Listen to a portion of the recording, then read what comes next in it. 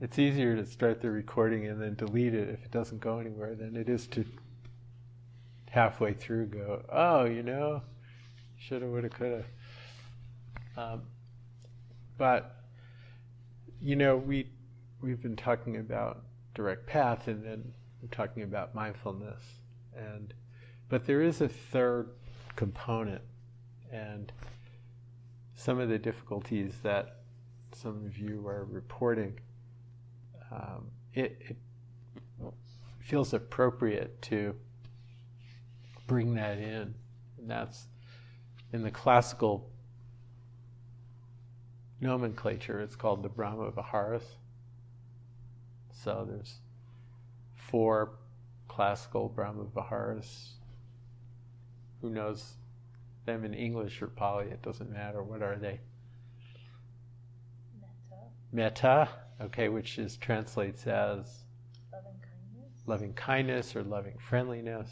Okay, that's very well known, probably the most well known one.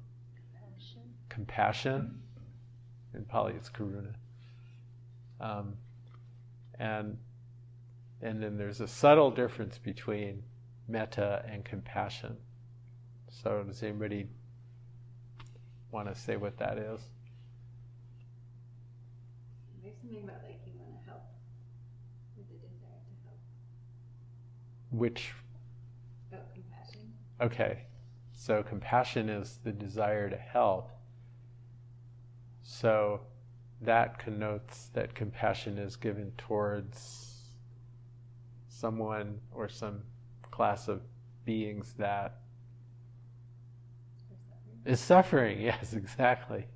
So metta is always appropriate to anyone and everything, including, and most importantly, to ourselves, yes. It's absolutely crucial to give metta to ourselves, because we are closer to our own need for love and friendliness and support than anybody else. We're that close to it. And we're also as deserving as anybody else or any other being. Although, because we are closer to our own lacks or faults, we tend to disregard that and think that we don't deserve it. That can happen, right? So we need to give ourselves metta. But it's always appropriate. Metta is always appropriate. There's no situation where it's inappropriate to extend that, friendliness or loving kindness to whoever. But in special cases where the difficulty or suffering of somebody is acute, sometimes compassion maybe is a little bit the right flavor of metta. So I'm not sure that compassion is not metta, but it's a particular kind of metta. So all compassion is metta, not all metta is compassion. So what distinguishes compassion? Catherine, you said that it's a desire to help. What else?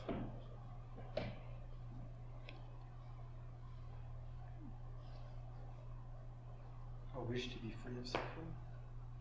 Yeah, well, that's the desire to help. That's to help somebody get free of it. But what does even compassion mean? What is that compassion? What does that mean? Suffering.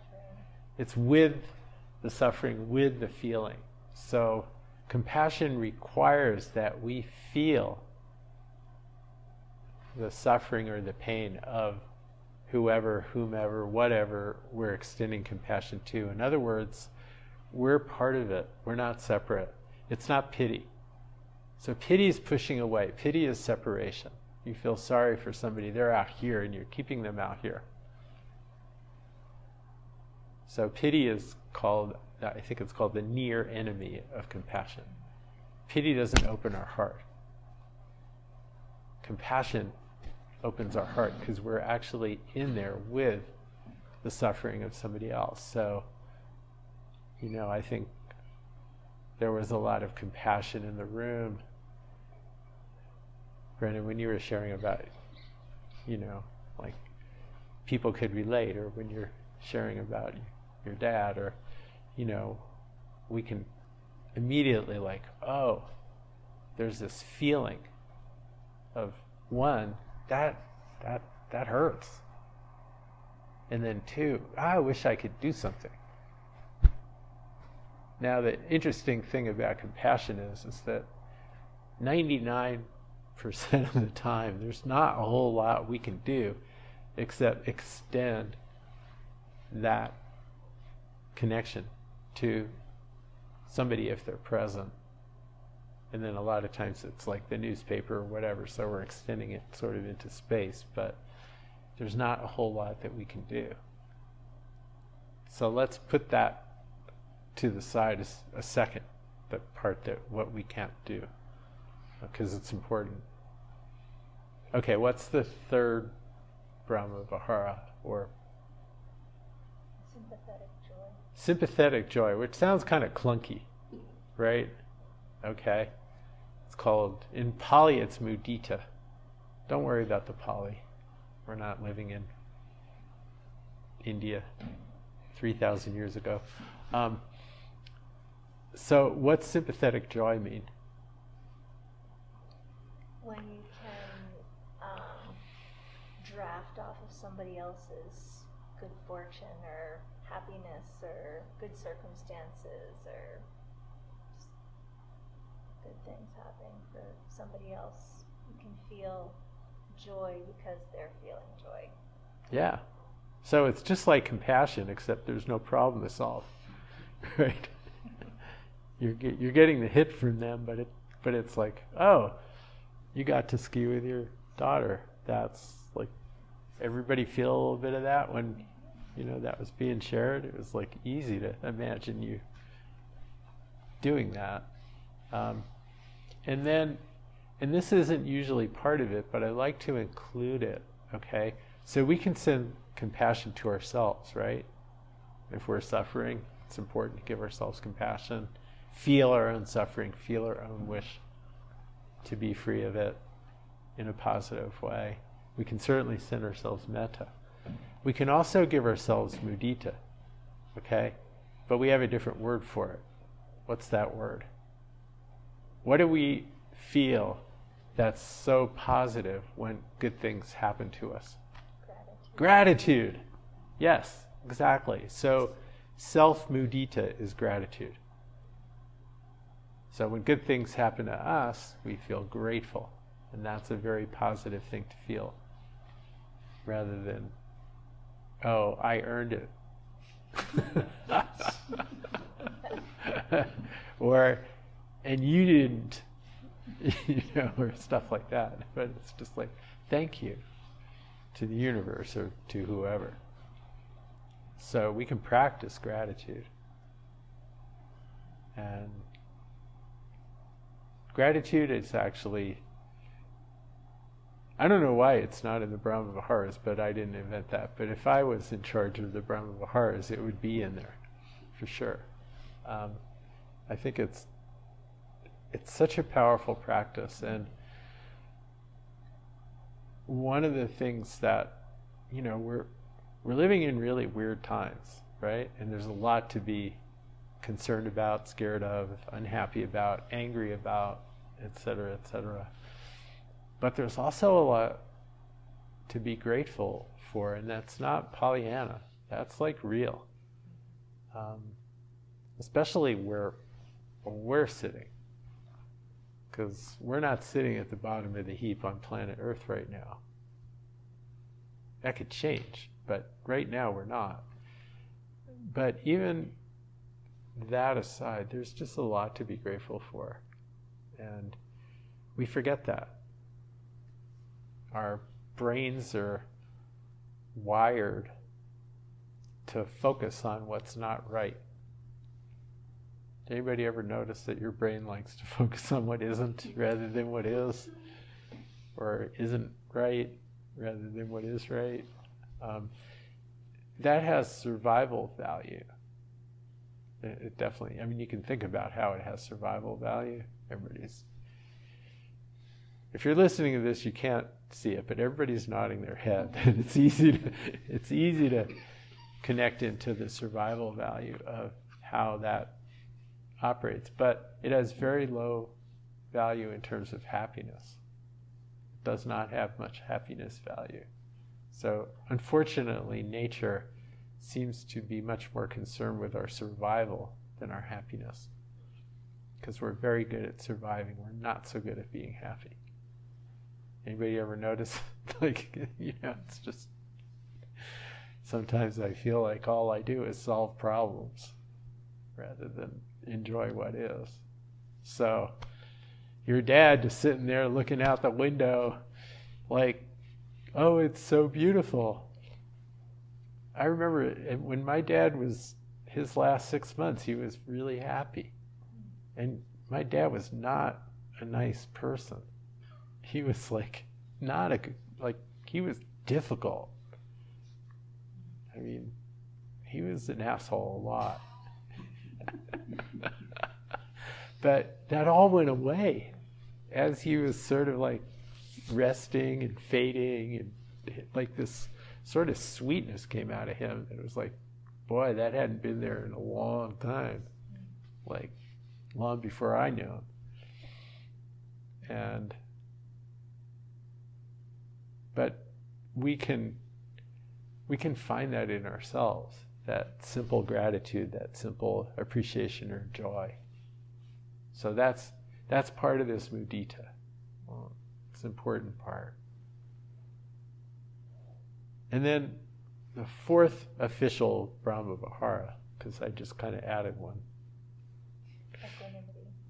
Equanimity. Now that one's strange. That one's a little different, right? Because equanimity doesn't sound like a positive feeling. It sounds different.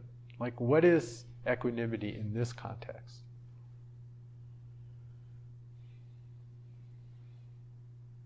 In what context? The context of the Brahma Viharas of, a very desirable quality to develop. Kind of peaceful, because if you're okay with what's going on, then you're not stirred up by it. No suffering. Right. It's peaceful. It's not suffering. It's just okay with things as they are. And that ties really strongly to compassion.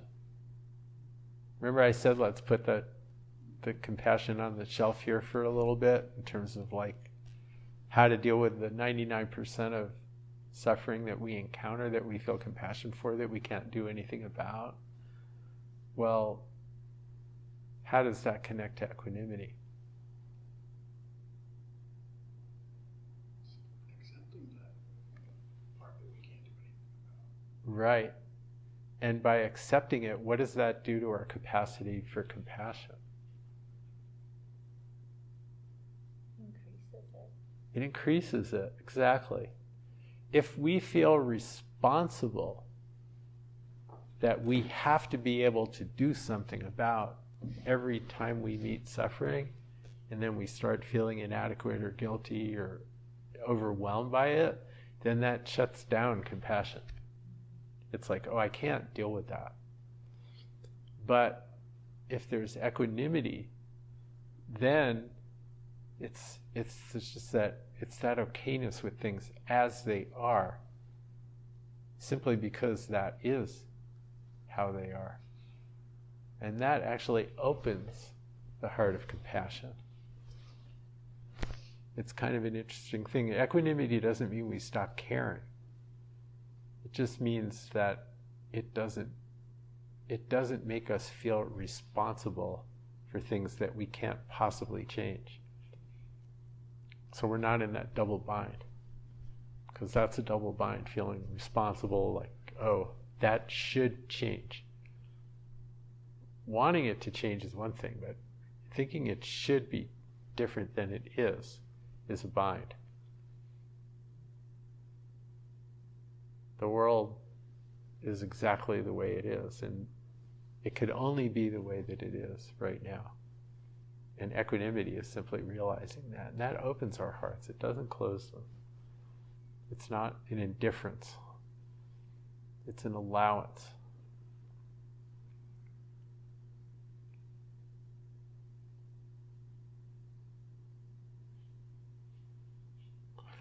So when we're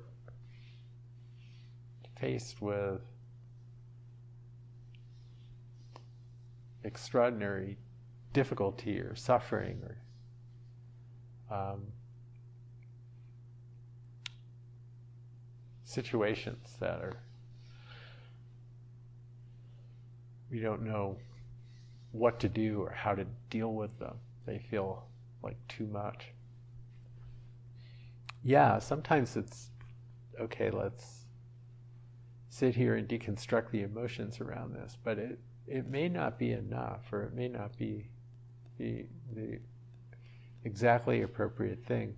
Sometimes all we can do is try to send compassion or metta to ourselves or to others, or practice equanimity with the situation.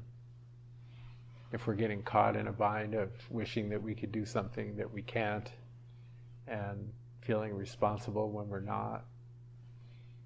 And so I wanted to bring this into the circle because I think some of the things that you were presenting kind of are in that realm.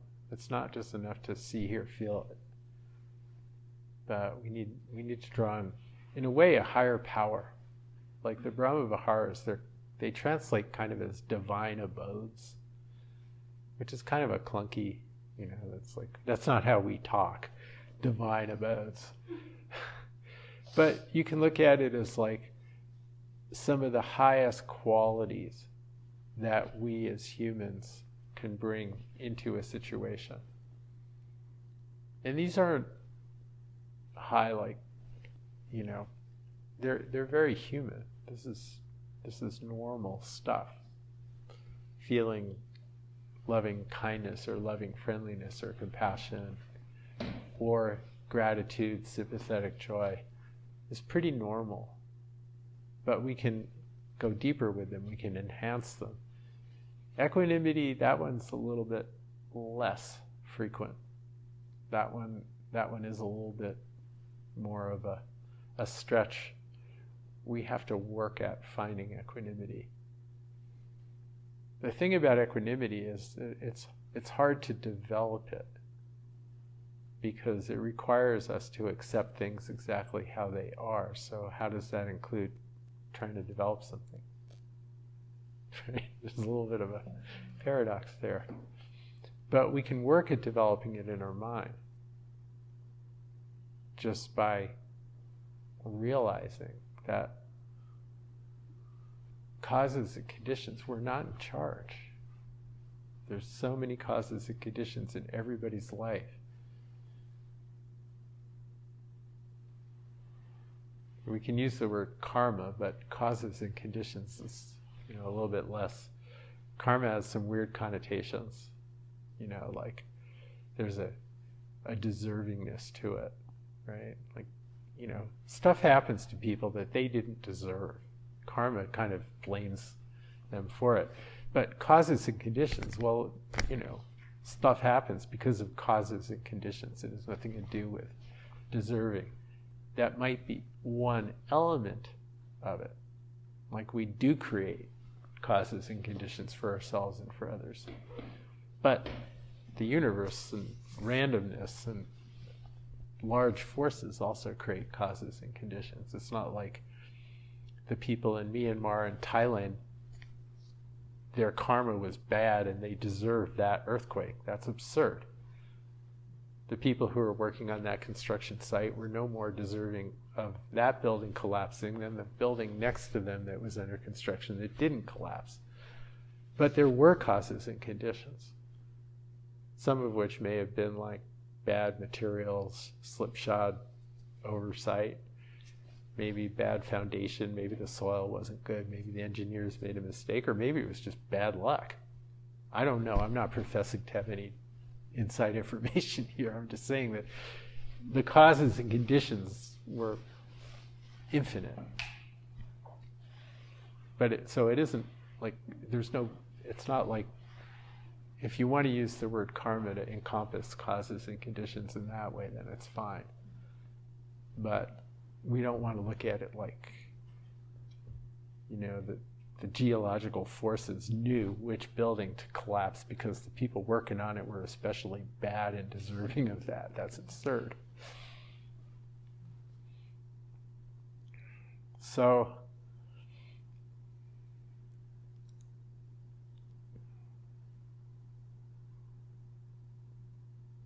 I think it's good to remember that we can practice metta. We can practice compassion. We can practice sympathetic joy and gratitude. We can practice equanimity. And that sometimes that's really the only thing we can do. Nothing else seems to be up to the degree of difficulty or the degree of a challenge where we can just okay, I just have to give it to equanimity or give it to compassion.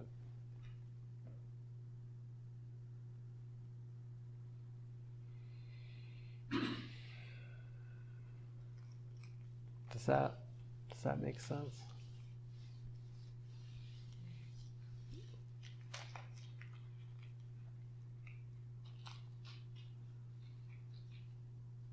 I just have a question about equanimity.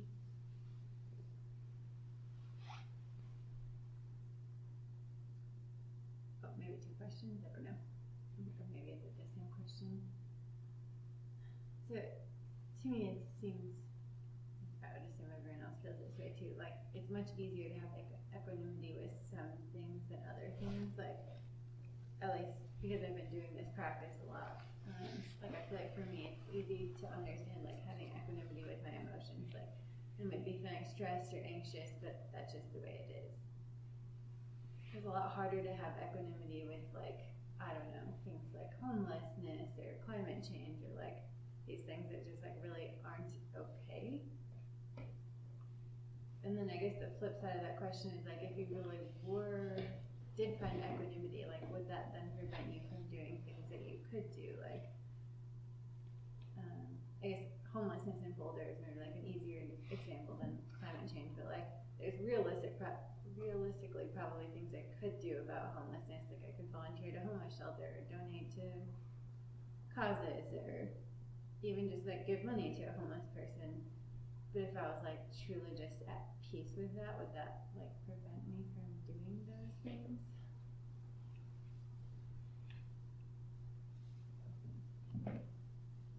Well, first of all, these aren't separate.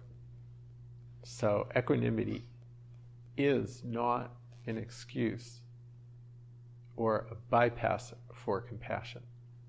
It's actually a strengthening of compassion. Because compassion is what would motivate you to do something. Right? Like you feel the suffering of people who are living on the street and the causes and conditions that brought them there. And you see that, well, of all the things that I can't do anything about, maybe I can do something about some aspect of this. So I'm going to volunteer, donate, whatever, write letters to the city council to give them more money or whatever you decide to do. But even in that realm, it's never going to be enough, right? I mean, no matter what we do, it's never going to be enough. So then there's a certain kind of like futility or suffering that kind of feeds back and says, well, if it's not going to be enough, why should I even bother? So in a way, having the equanimity of, okay, yeah, it's not going to be enough, but I'm going to do it anyway because I can. So that equanimity and compassion can strengthen each other. It's not like equanimity becomes indifference, or because it's not operating in a vacuum. It's not just that all that we're experiencing is, it is what it is, and I'm okay with it. There's a context of caring, concern, connection, and what capacity we have.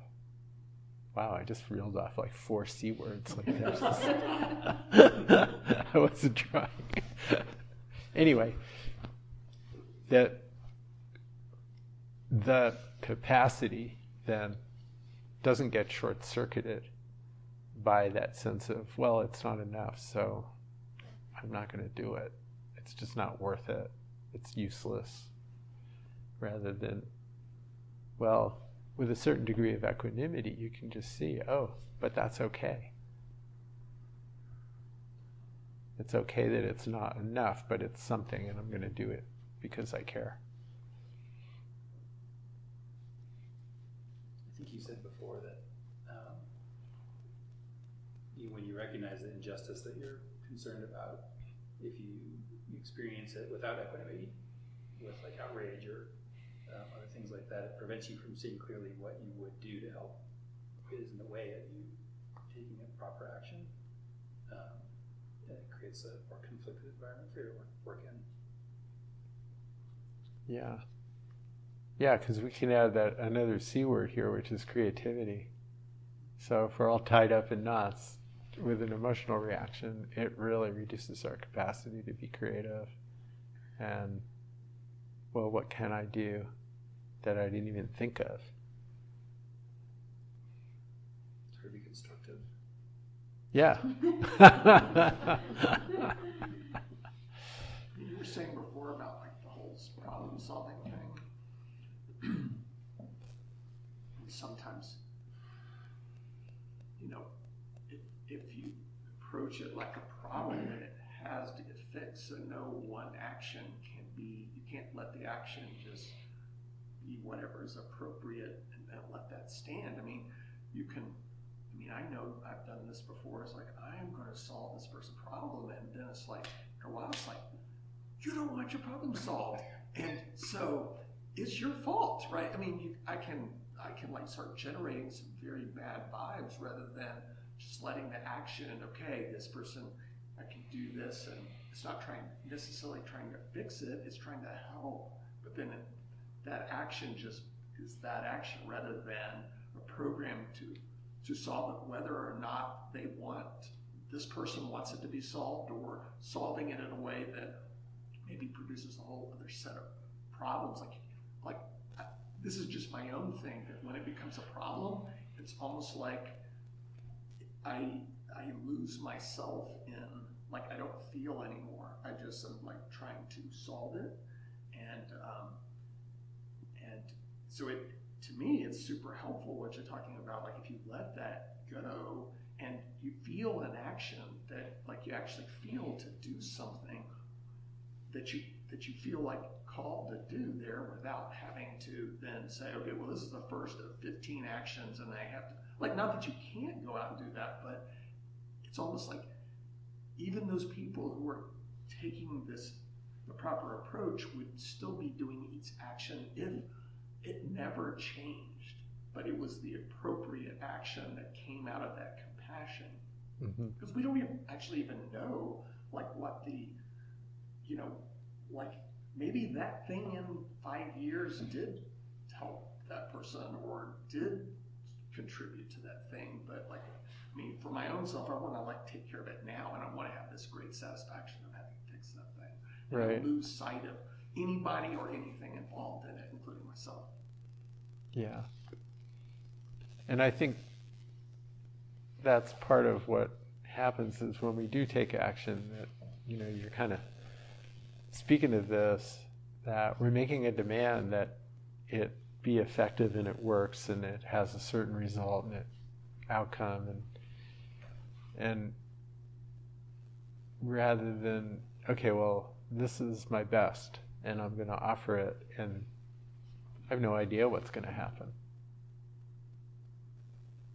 It's a gift. Like our actions, seeing our actions as gifts, but not gifts that have a price tag that needs to be repaid by a result or somebody else doing something in return or that kind of thing.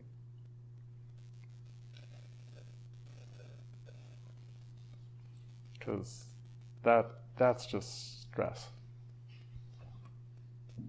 That's just stress.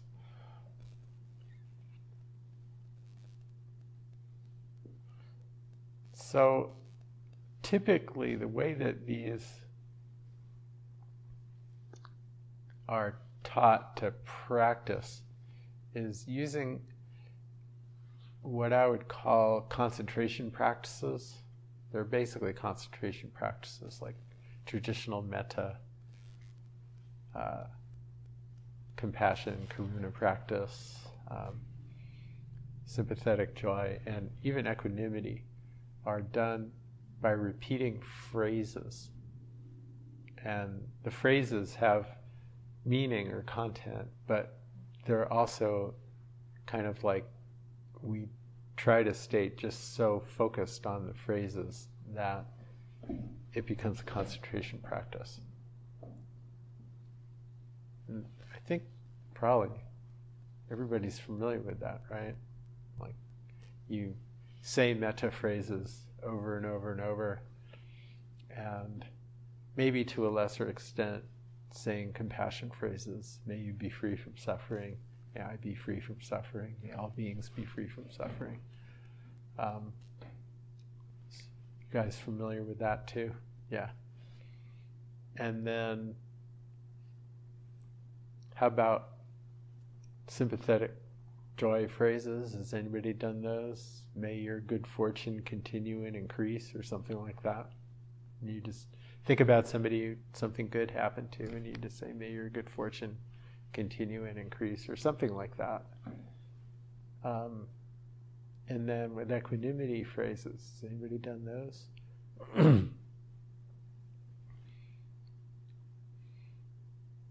The ones that I learned use the word karma, but keep it in the context of causes and conditions. Don't get all tripped out about blame, okay? It's just what is, you know? All beings are the heirs of their karma. Their lives are a reflection of that, not of my wishes for them. That's like an example of a equanimity phrase. All beings are the heirs of their karma. Their lives are a reflection of their actions, not my wishes for them. Or something like that. You know, and so you say these phrases. So that's one way. I mean, you can do that. That can be helpful in creating, you know, a particular person, a particular situation. You can visualize compassion or equanimity for them in that situation. And then, some of you are familiar with this, but we've also done what I call non-dual metta. Remember that? Does anybody remember what we did? We would say metta phrases until you're feeling, sort of want to love, and then kind of let that go into a direct path practice, having a little bit of connection back to that love, a little bit of focus back on the love, back with the love. Yeah, it was something like that. I'm not sure that we were always doing phrases. You can, of course, you can start with phrases. But the understanding is that underlying being, underlying presence, or underlying awareness, these qualities are basically who or what we are. Love, is basically awareness. Awareness is basically love. Consciousness is love. Love being understood as recognizing that we're all one, or there's just this, there's just being aware, and that isn't separate. And we call that recognition love, or non-separation, or connection.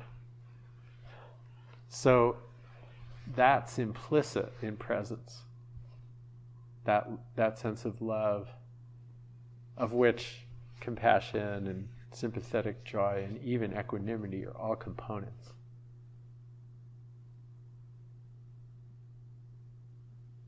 Because ultimately these are just words that we're using to describe what is. Equanimity is sort of a vast piece of okayness with everything being exactly how it is. And you could call that love and you wouldn't be wrong. You could call it awareness or being or consciousness. It would be just as accurate. So the point is that these qualities, these Brahma Viharas, these flavors of love, already are. When we're practicing them, we're not practicing them to create them. They already are. We're practicing them to recognize them because we're distracted by all the things that aren't that. Fear, anxiety, stress, aversion, anger, sadness, etc. So we're not practicing Brahma Viharas to create them, or we're practicing to recognize them or realize them when they already are. So if that's the case, saying phrases is one way. We're trying to get sort of coherent with our minds. But we can also go directly to the perception of these qualities, the feeling of them. So in a quiet place of awareness, we can sort of like detect the subtle vibration that's love or compassion or equanimity or gratitude as just a way of perceiving or coloring what we might otherwise feel is neutral or devoid of any quality. So we're sort of, in a way, interpreting it or flavoring it. Like we're taking white light and we're seeing, oh, there's the red, there's the yellow, there's the green, there's the blue. Actually, that's not right. One of those isn't a primary color in a rainbow. But anyway, you know what I mean. We'll let the physics go. That we're sort of focusing on a certain quality in the experience of just being as another way of practicing this. Okay, so there's some effort here, there's some discernment, but we're trying to bring that to light. We're trying to bring that up in our consciousness so that we live more in connection with it, which is a good thing. So, does that make sense?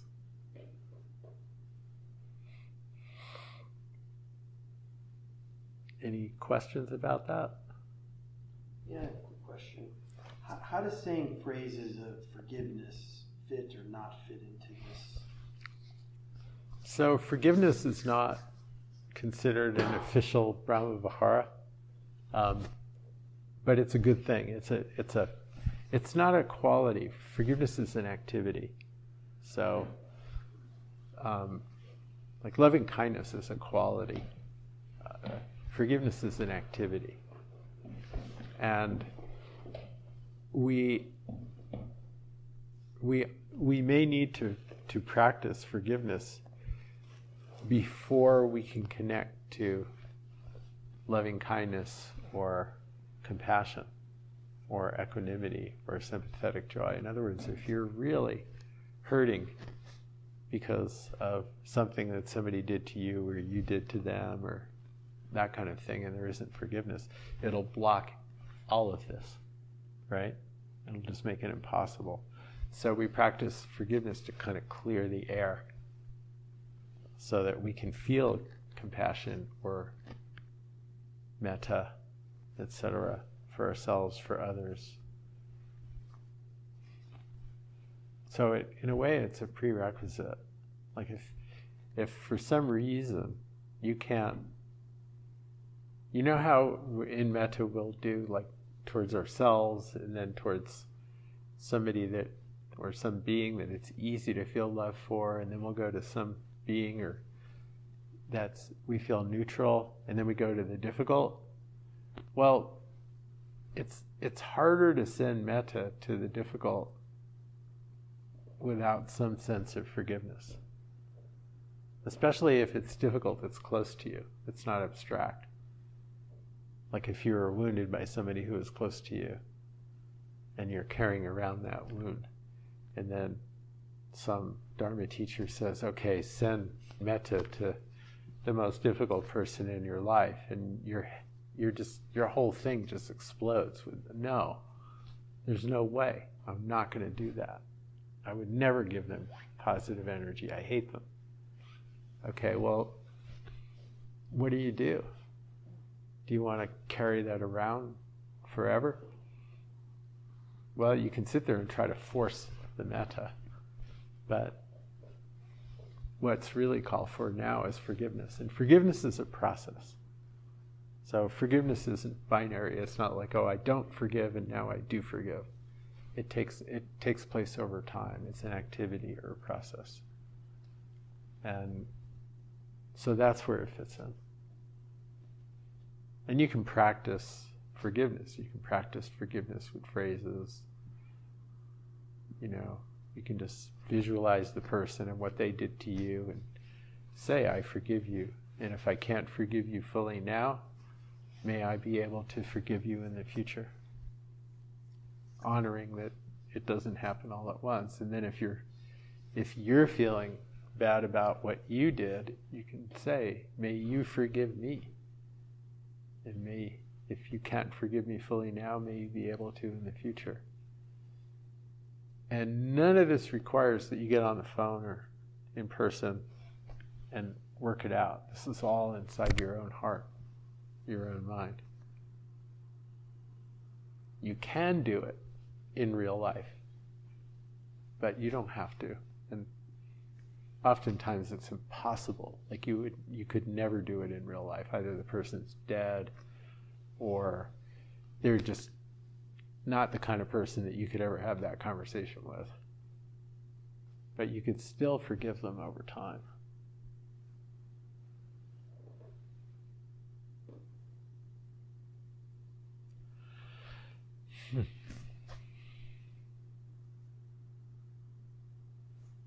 Okay, well let's try this. So we'll stop this.